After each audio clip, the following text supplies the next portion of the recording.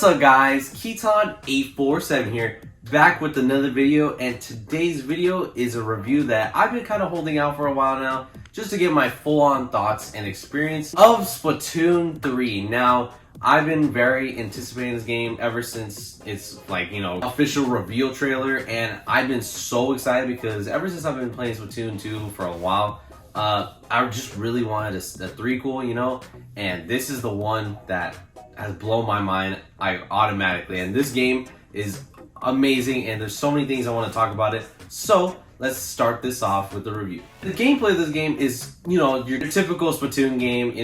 Everything functions the same. We still have the turf wars, obviously spotting your opponents, covering your ink covering the map full of your ink, and basically just having fun and covering the whole map with your own ink. It's like your typical Splatoon stuff. We also have ranked modes, which are very, very fun. Like the splat zones, obviously you gotta take over the zone, you gotta run it, have your ink covered in it for a specific amount of time. Clam blitz, you gotta throw the clams into the basket. It kind of reminds me of football in a way, but not really. But you try to hit your football thing, you get 10, I think 9 clams to get a little football, and then you throw it to your enemy's basket.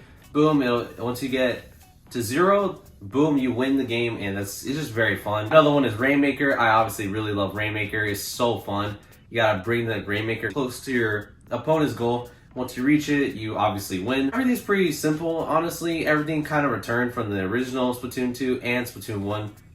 But there's some differences, but everything feels mostly the same, honestly.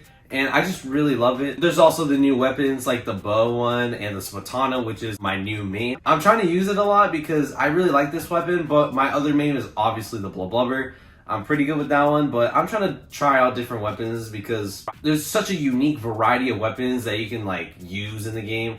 And all the specials are all different, and you can really pull some cool things out during the matches, and just find which weapon suits you the most and see what skills and how you as a player will be good on your team, because there's some different weapons that can counter different people that use different weapons. Like the snipers, they're really good from long range. Obviously, the Blubber is better for close range, same with the Spatana, stuff like that. So it's very important to get a weapon that suits you the best and keeps you very good in combat. Specifically your gear as well, because that actually really, really matters, and you can change it up with you can also change your gear with the super snails. You can change it. I forgot how it is, but you can change your stats for your outfits and stuff like that to increase what type of things you want, like speed and stuff like that. So it's really important once you get those super snails. Obviously you get those through Splatfest, but I won't get further detail with that. Another really cool addition I really love, because there's so many different new things that they put in the game, is Table Turf. Table Turf is this card game that they added for the Splatoon 3. This was not in the old Splatoon games, and this is just a brand new thing. It's basically Turf War,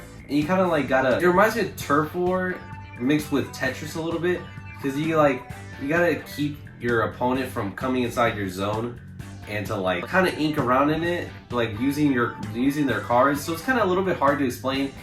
You kind of need to play it out for yourself, because I don't know how to explain it in full detail, because I've only played 20 matches, so I don't really know a lot.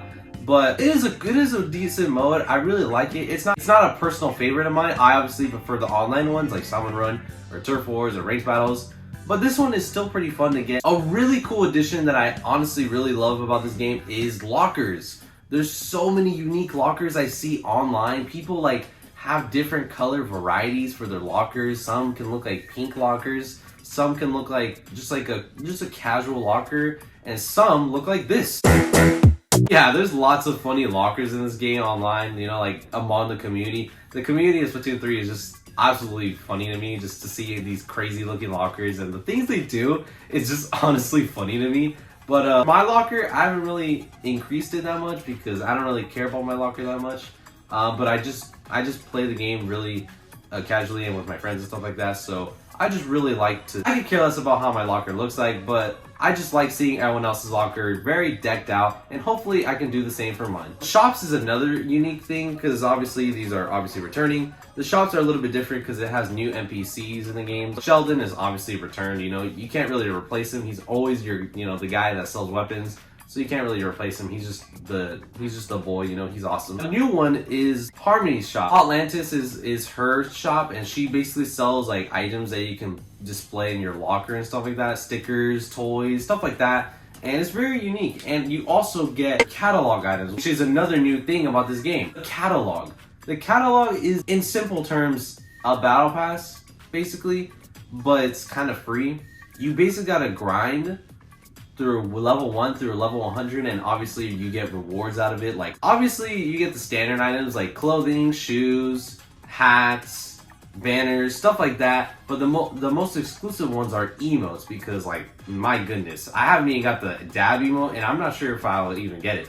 But who knows, guys? Because, like, all these different things that the catalog offers is just very, very cool, and it kind of gives an experience for the player to, like, get grindy and kind of want those items, because once the time passes, it's gone forever and you cannot get it again. That's why I compare it to a Fortnite Battle Pass or something like that. But it's just a unique thing to keep Nintendo's player base from Splatoon 3, to keep them updated and to keep playing the game more often, so they do not miss out on the items that are exclusive of the catalog, and each catalog will change once in a while. On a quick side note about the multiplayer, for me, guys, honestly, I've been getting a lot of communication errors or my Wi-Fi disconnecting from my Nintendo Switch. And by the way, my Nintendo Switch is an OLED, so I'm not sure if it's my problem or my Wi-Fi's problem, or I don't know if it's the servers, but it's been very, very glitchy. But when I do play and it feels stable once in a while, the multiplayer, the online, feels perfectly fine in my opinion. It's, what do you expect from Nintendo? They don't really have great online service, so I don't really expect much from them. Another thing I really love, which is like my main go-to mode of Splatoon 3, and it just makes me play it every day, is Salmon Run, which is such an easy way to make money in the game and just to get rewards and stuff like that, and to level up your catalog, obviously, because that takes up a long time to grind. Salmon Run is a returning mode that came from Splatoon 2, and everything's mostly the same. You can, like, defeat the bosses, get the eggs, deliver the eggs into the little basket, obviously kill the little salmonids, you know, destroy them. You get the eggs to deliver on time before, and it's always 3 waves. There will be special waves like the glow flies, the goldies, stuff like that. But there's also new features, like you can throw the eggs into the baskets, you can dodge, like a quick dodge, kind of like that. And obviously it's just very different, and there's like new types of enemies as well, like the UFO ones, salmonid that like throws like a wave that kind of hits everybody. The fly stick, I don't know what it's called, but they kind of like fly around. But it's like there's cool new enemies. I just like how there's new additions. There's also different colors for your slop suits, obviously. I haven't unlocked a new slop suit since it's super grindy to get all these different scales, which is a new currency that you can use through the Salmon Run shop. You can get so many exclusive items, and it's only through scales, not in-game money that you have in Splatoon 3.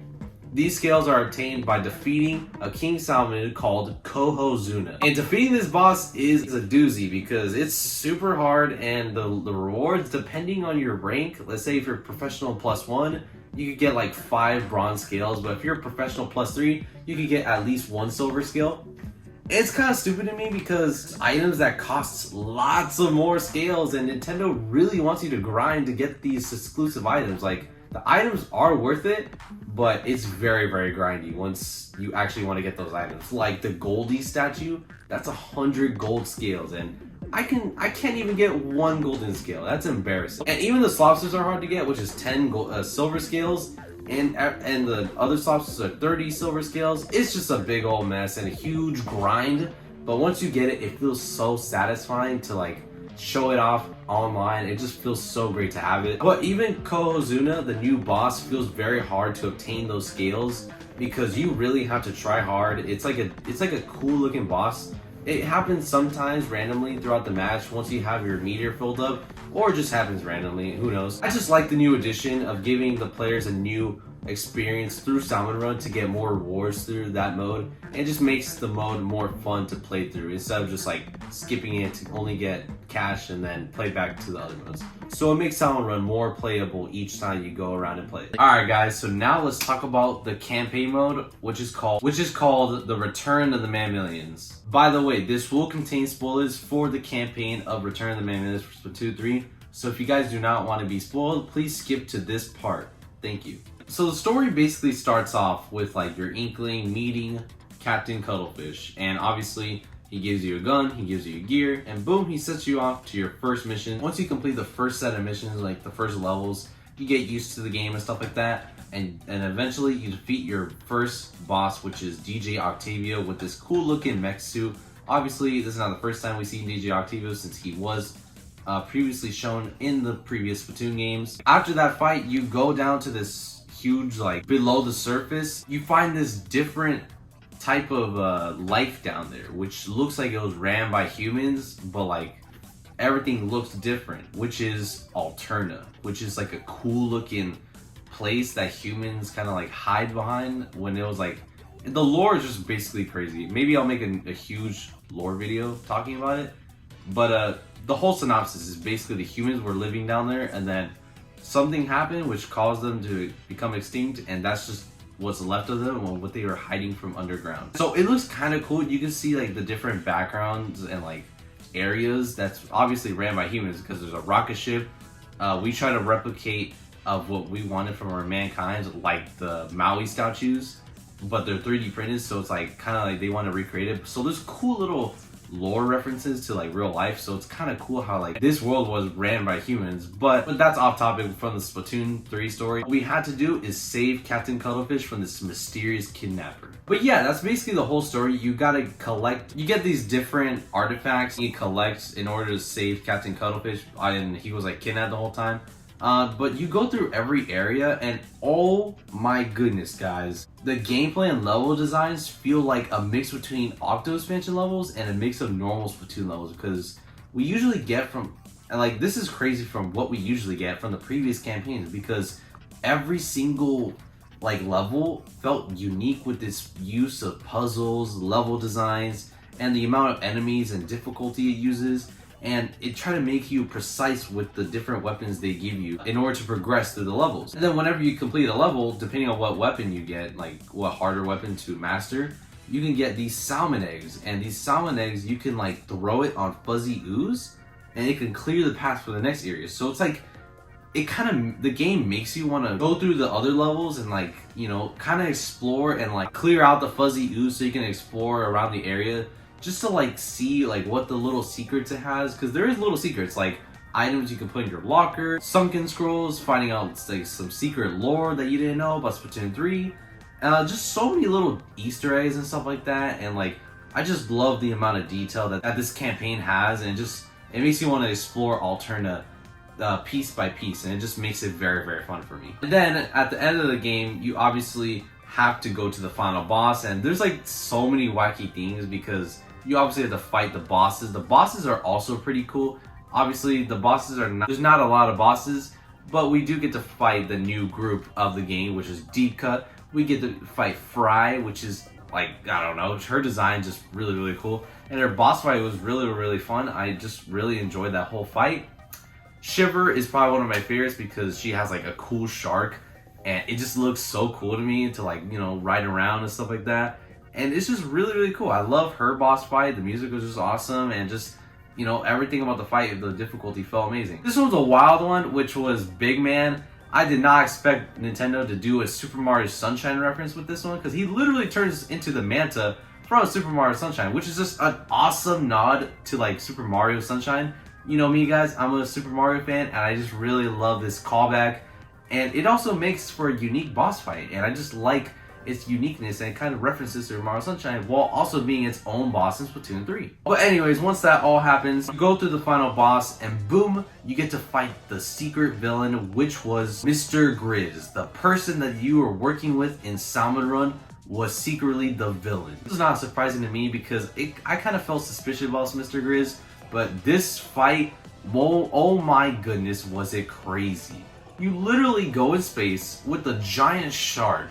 You literally have, there's like this huge kaiju battle with your little buddy that you have, that your little companion buddy that you have throughout the game, and he turns into a giant fish to fight against Mr. Grizz in his giant form. And just like, it's a huge kaiju battle in space. Not only that, you go on top of DJ Octavio's rocket ship thing, and he has like this vacuum cleaner that you gotta clean Mr. Grizz's back from the fuzzy ooze. It's just a crazy battle, And we obviously have the main cool, awesome theme that's collaborated with Deep Cut, with Fry, Shiver, and Big Man, and obviously the Squid Sisters, Callie and Maria, with the Calamar invitation. Oh my god, I am nerding out so much.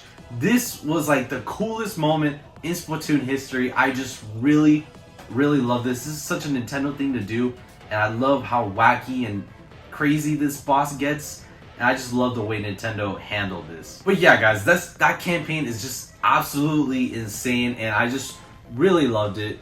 That's what holds up this whole game, because just that campaign is just amazing. Let's talk about the music, because that's just another highlight that I absolutely adore about this game, because the music, oh my goodness, it is better than the previous Splatoon games. They really amped it up and like upgraded from the soundtrack, because this feels so great to listen to and addicting. Because let me give you an example. Main theme for Deep Cut, the Splatfest one. It is so unique with this diversity of different beats to it, you know? Like some parts of the song sounds Brazilian to me, some parts of it sounds like there's like flutes in it, and like it feels so different. I just really love like there's different like type of culture that's like inside one song, and it meshes so well and to create this unique song. And it just more songs in the soundtrack of Splatoon 3 that sounds a lot greater than this, and I just absolutely love the way they use so much variety in their music, and it just feels so addicting to listen to, especially with the campaign mode, because that one also has unique songs and stuff like that. And even the lobby music, like such simple music like that, can just make you bop to the music, and I feel myself getting addicted from like listening to it and just having it and adding it to my playlist of songs to listen to. So Nintendo always kills it with the music of Nintendo games. So this is another banger from Nintendo. And then the graphics in this game still kind of feel the same from Splatoon 2, but it feels more polished. It feels more cleaner. The lighting feels a lot more better. But overall, if you just compare it side by side, there's a slight difference, but I think your average player would not see a difference, but I would see the difference because I look at things like that. But this is definitely a bigger upgrade than Splatoon 2, so I do see the respect there, but it would have made it a lot cooler if it was like for next gen console or something like that. But I'm fine with Nintendo gives us, because I love Nintendo, and the games they put out on this console is just amazing, and everything will be amazing for them because I just love Splatoon, and just it looks good no matter what. But this game isn't over yet. There's also limited time events like Splatfest. At the timing of this video, there will be a new Splatfest for Pokemon, which is you can choose your own type of starter, which is like fire, water, and grass, I think.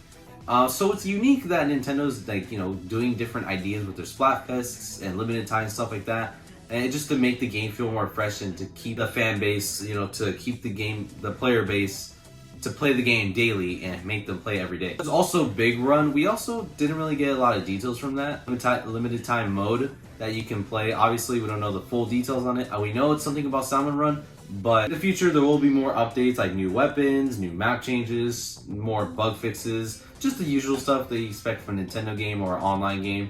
But there will be new stuff like mostly every month, mainly.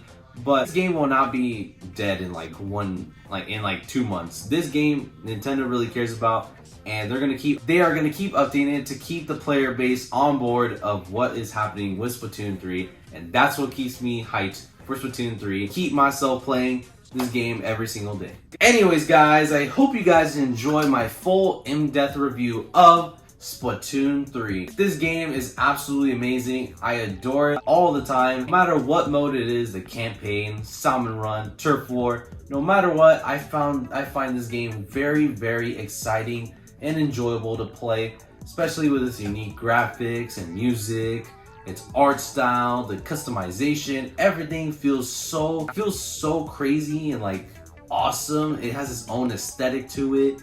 This is your typical Nintendo game. This is definitely one of the main highlights of the Nintendo Switch so far, and honestly it's a great addition, and I cannot wait to see what Nintendo will do with this Splatoon franchise in the future. My final rating of this game is a 9.5 out of 10. I absolutely love this game, and I hope you guys will check it out. If you guys don't like Splatoon or have never heard of it, please go ahead, check it out. If you guys don't like it, that's okay. It's not your type of game. It's not for everybody. But if you guys are interested, check it out, see if it's your type of game, and maybe you will like it. With that out of the way, guys, I hope you enjoy this video. Please make sure to subscribe because I gladly appreciate it, and make sure to smash that like button, and make sure to turn that notification bell to stay notified for all my videos and content coming to the future of this channel. Now, guys, I'll see you guys later. Peace out. Bye.